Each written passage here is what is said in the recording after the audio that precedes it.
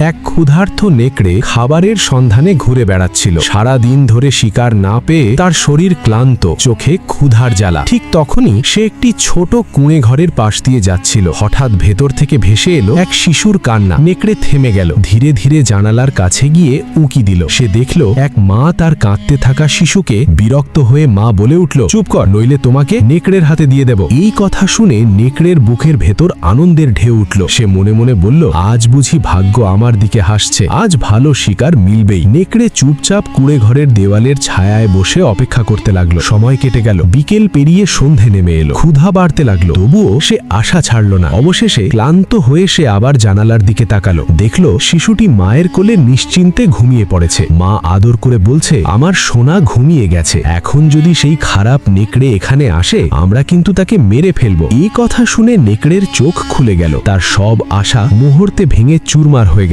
সে বুঝতে পারল মানুষের কথায় আর কাজে অনেক ফারাক। হতাশ মনে সে সেখান থেকে চলে গেল। পথে এক মোরগ তাকে দেখে জিজ্ঞেস করলো, কি হয়েছে, তোমাকে এত চিন্তিত দেখাচ্ছে কেন? নেকড়ে গভীর দীর্ঘশ্বাস ফেলে বলল, মানুষের ভাষা বিশ্বাস করা সবচেয়ে বড় বোকামি। তারা বলে এক কথা আর করে আরেক কথা।